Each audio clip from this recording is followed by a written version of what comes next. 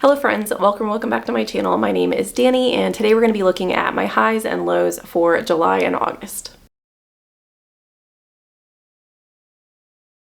I'm going to set this up a little differently than I have in the past because I actually have a lot of highs for these 2 months, which I'm really excited to share.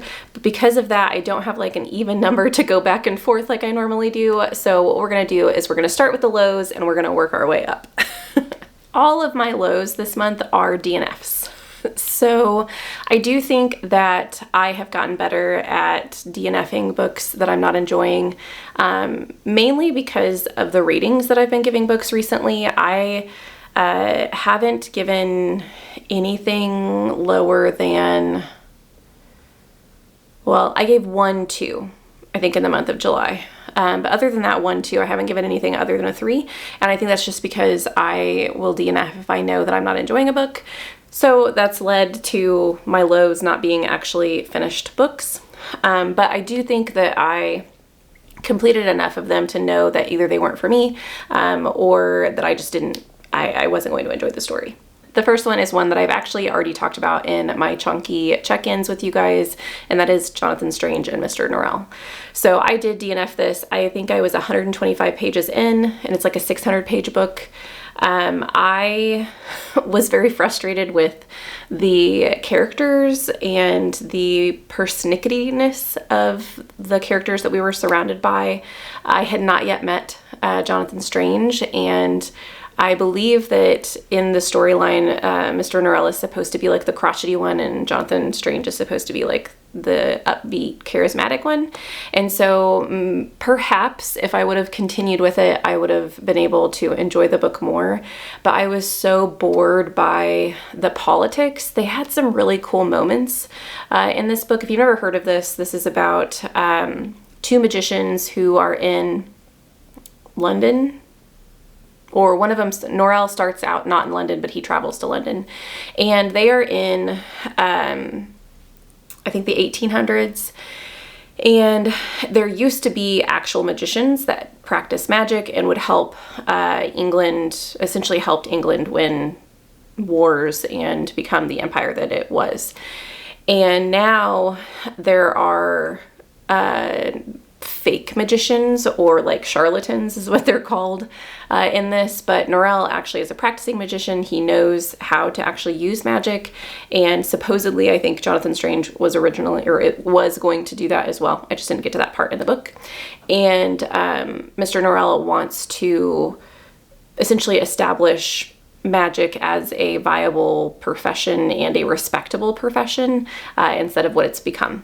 And there were some really cool moments of the magic in the books. There was a moment in time where he creates a ship and people out of water in the ocean, but it's like such a minute aspect of the book. There was a point in time where he had he created, or not created, but he made these statues and gargoyles speak.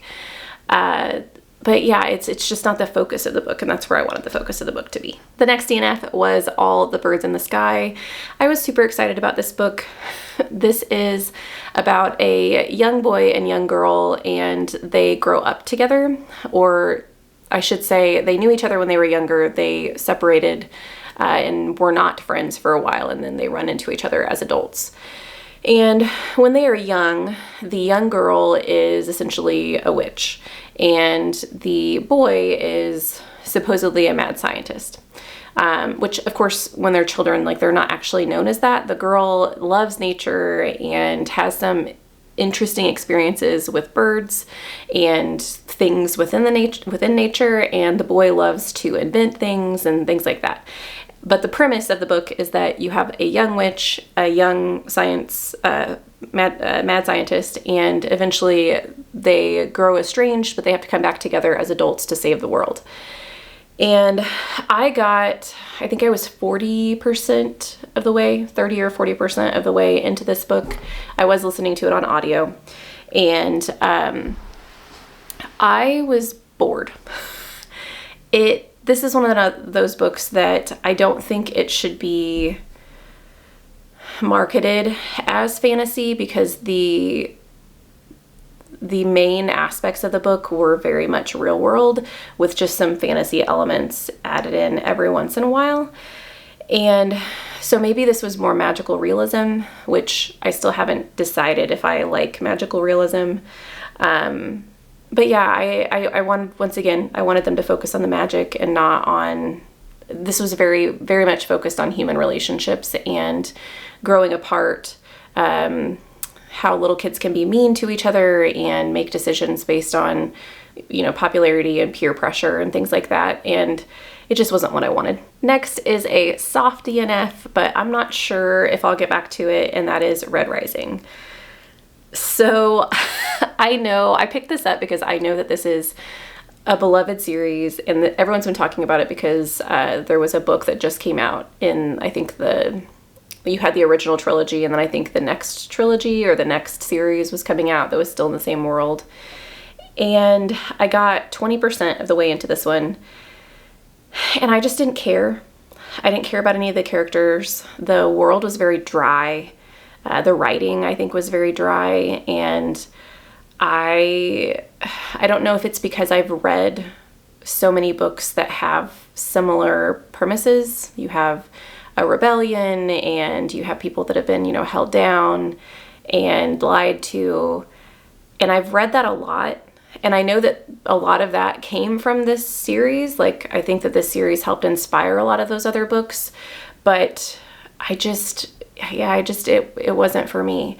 Now, I have heard from several people that Red Rising, the first book, is their least favorite in the original trilogy, and then the second two are better. But I've also heard the reverse. So yeah, I'm not sure that this is for me. If you've never heard of this book, you have a population of people who are known as the Reds, and they are mining specific material, mineral from Mars. And so they live underground, and they're supposedly doing this because they're trying to help terraform the planet Mars so humans can come and live on Mars, because Earth is essentially not going to be viable anymore.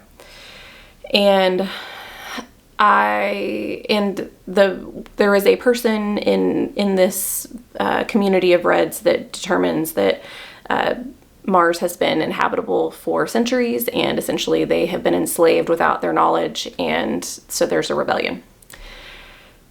Yeah, so that's the premise. But like I said, I just found it dry, and I didn't feel like I cared or was invested in the characters, and so I stopped.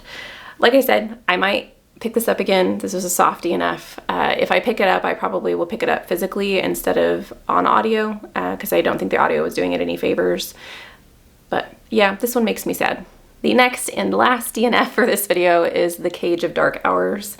So this is the second book in the, I don't remember what the series is called, but the first book is called The Midnight Helm.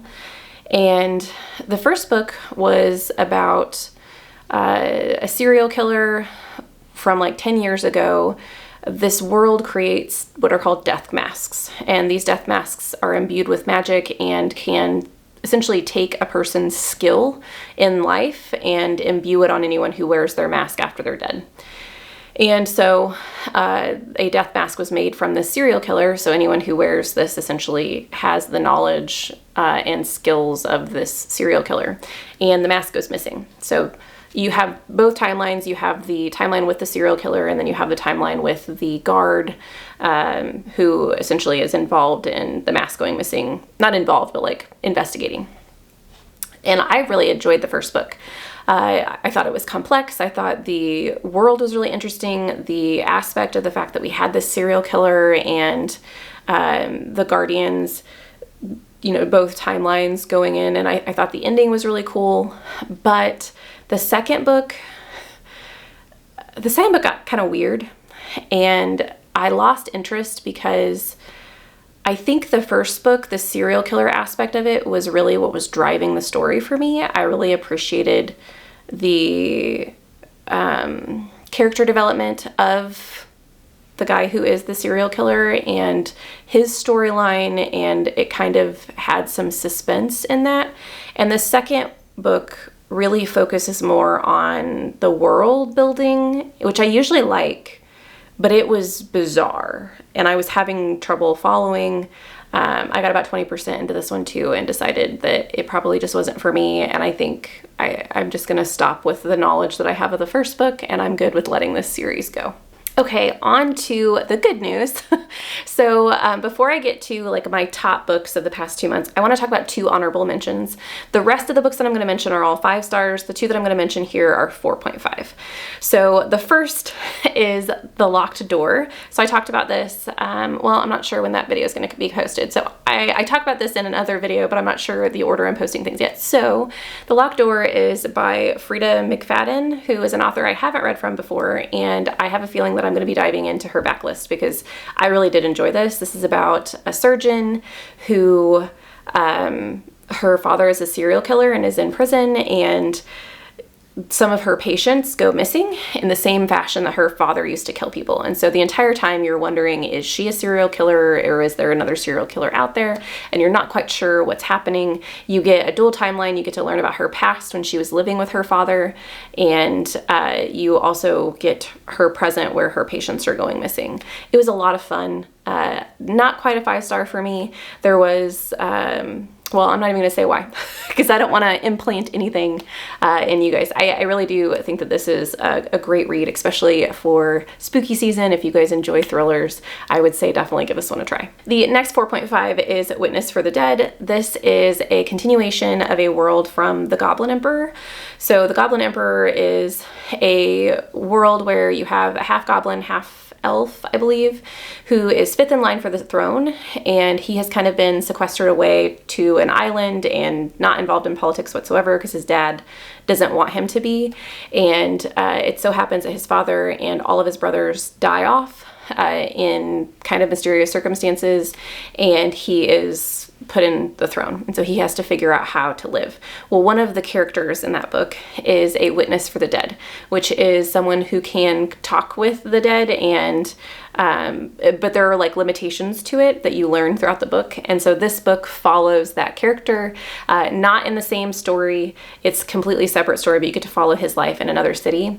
And I really enjoyed this. It's a kind of meandering story. It does have a through line where you're helping him solve a mystery, and he's using his skills to talk with the dead to solve this mystery.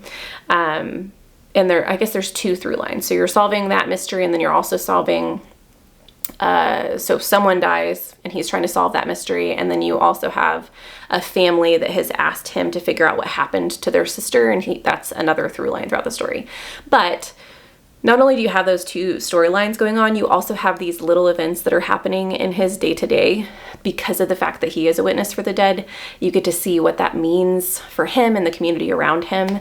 And Katherine Addison, the author of this book, I think that she has a knack for taking something that is very complex and very serious and making it cozy.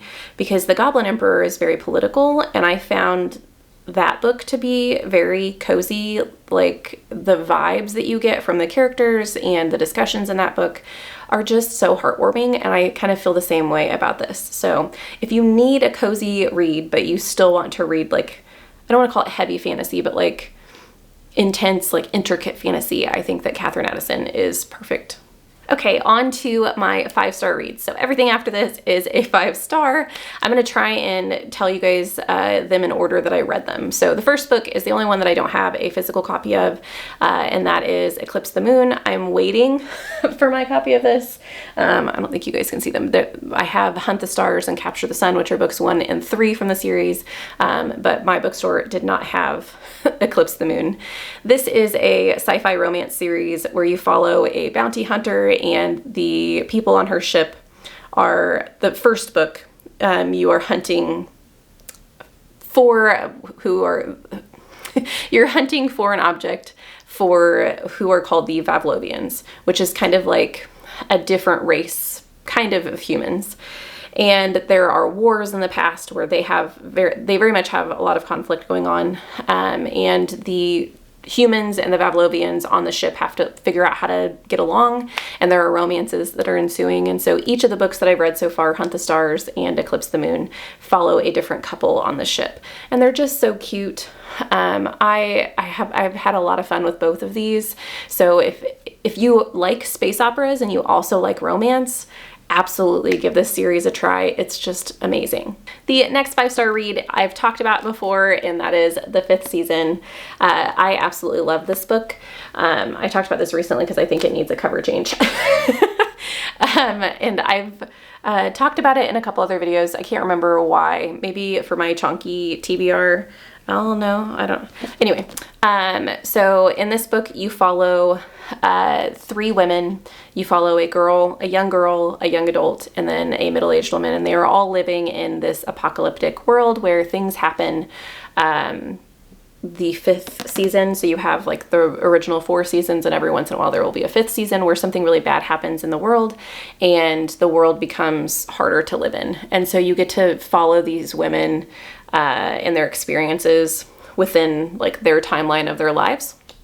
And then they are also all origines, which is a type of human essentially that has powers to feel movement and control movement within the earth. And so that's made it kind of hard for them to live because a lot of people are scared of them. And so you get to see what that means as well. I think that this, and I've said this before, this is one of the most well-plotted books that I've ever read. I read this with Leandra over at Leandra the TBR Zero. We have read the 2nd book in the trilogy. We're going to read the 3rd book in the trilogy, I think, in November. And I definitely think if you're going to pick it up, reading it with someone absolutely helps because it is a super complex world. But as we were asking questions throughout, the questions would be answered like within the next couple of chapters. And so N.K. Jemisin just does a really good job of leaving enough questions to keep you guessing, but then also answering and leading you through this really complex world.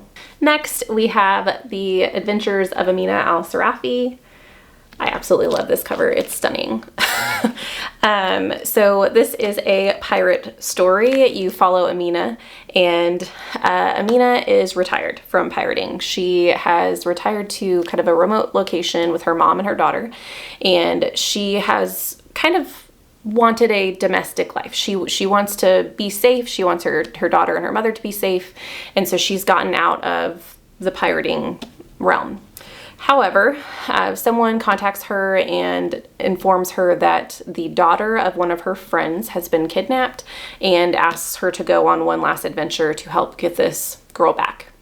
And so she gets the crew back together and goes on one last adventure, and this follows her story. This is a really fun way of telling the story as well. It's almost like she's being recorded. Well, she is being recorded by it's almost podcast-like. Someone's creating a story of her life and her adventure, and so sometimes they break the 4th wall and she will come in with her interpretation of what the scribe is telling you, or vice versa. He will come in and get mad about the fact that she maybe left information out. I found this really, really fun, and I'm excited to continue with the series. Next is The Book That Wouldn't Burn. So I've actually already done an entire video just on this book because I, at the time of reading this, thought that this might be my favorite book of the year. There are a couple contenders on this list, though, that might knock it out. I haven't decided yet. It's definitely something I have to sit on, but I'll just give you a brief synopsis, but if you want more information, you can go and watch that video specifically about this book. So in this, you follow 2 POVs. You follow Lavira and Ivar. Lavira lives a very desolate life outside of the city, and she lives what's called in the dust, where nobody ever travels. They're nightmare creatures. They live a very hard life. And then Ivar lives in a vast library, and he's never seen anything else. He's constantly trying to get out of the library and can't seem to do it, and then their worlds kind of collide. So I absolutely love this. The library in this book is absolutely fantastic, and I'll stop talking about it now. You can go and watch the other video if you're interested, but this is also a series, and I am really excited to continue with it as well. The next is a contender for my favorite book of the year. So this is Engines of Empire. I absolutely love this, and I read both of these books in August. This is an epic fantasy. You follow a family of nobles who are all involved in this very political system, this empire that they have, and each of them ends up in different locations based on the like duties that they have for the empire. And you get to see, because of the fact that they spread out throughout the kingdom, you get to see all of the kind of pieces, the like cogs in the wheels of the empire that make things turn. And you get to see, they get put in some very serious, nerve-wracking situations, and I really enjoyed all of the characters but one. There was one character in here that I wasn't a big fan of following, but I'm hoping that the second book I'll change my mind on that, because I did enjoy their character further towards the end of the book than I did at the beginning. But yeah, I don't know if I can say anything else without spoiling anything, but this is absolutely fantastic. I did, as soon as I read, I think I was about 10% into this book, and I bought this book and its sequel. And then I just heard Kirsten at the Reading Nook talk about this book and how the second book she went ahead and read, and at the very end it has like excerpts from the third book, and I didn't realize that this was a trilogy. I thought it was a duology, and so yay, more of this world for me. I haven't even gotten to the second book yet, and I'm already excited about the third. The next book was my last read of August, and it was kind of a surprise because it's a book that was not on my TBR. I also did not I didn't have a hold or anything for it. I just went on Libby and it was available, and it's a book that I've been wanting to read, and so on a whim I picked it up and I read it within a couple of days and I absolutely loved it, and that is The Rook. I love this cover and like the edge of this. It's just fantastic. Also, it makes me mad. I don't know if you guys can tell, but like this is creased. This is a brand new book. Amazon needs to package their books better. And yes, I know I shouldn't buy my books, or I shouldn't buy all of my books from Amazon, but sometimes whenever books are older, because I think this was published in 2012, you can't get them at your bookstores, and I really wanted it, so. But I think Amazon should package their books better, because I've gotten several books from Amazon that are dented because they don't package them well. Anyway. Rant over. So this book is kind of hard to describe. You follow a girl named Miffany who wakes up and she has no memories. She is in a body she does not remember. She does not have any clue how she got where she is. She is surrounded by dead bodies, and she leaves the area that she's at. She ends up finding a note in the coat that she is wearing that is from the person whose body she is inhabiting. And that person essentially describes to her that she's going to have to make a decision. She needs to either choose to take over Miffany, the body's life, Miffany, or she could cut and run. And she has essentially a contingency plan for both options. And the book follows Miffany's choice, whether or not she chooses to stay or go. And this is a fantasy, mystery / horror novel. It has, the mystery obviously is the fact that something happened in order for the person who is now inhabiting Miffany's body to be there, and something happened to Miffany because now Miffany's gone. And we don't know. There's also other mysteries involved in once you figure out what she chooses. The world is fantasy world.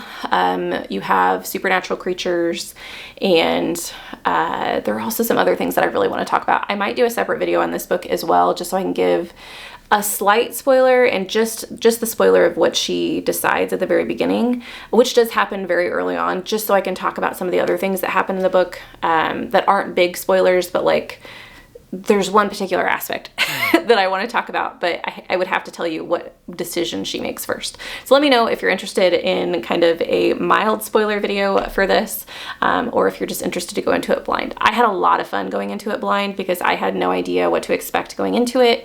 The only person I've heard talk about this is Mara at Books Like Whoa. And yeah, I think this is fantastic. This is also a series, and I think the series, the original book was published in 2012, and then the second one wasn't published until 2018, and the last one was published in 2022. So I think it's a good thing I waited, because now I don't have to wait for the other books to come out. I can just continue with the series as I go. Of course, These books that I've talked about in this video have not helped me with my goal of completing as many series as I have started, but I don't care. I really enjoyed my reading. So that is my high and low list for July and August. If you guys have absolutely loved any books these past couple months, leave those in the comments down below. I would love to chat with you guys about that. If you've read any of the books that I mentioned in this list, let me know what you thought. I would love to have a conversation with you guys. Thank you so much for watching this video. I hope you have a lovely evening, and I'll see you in the next one. Bye.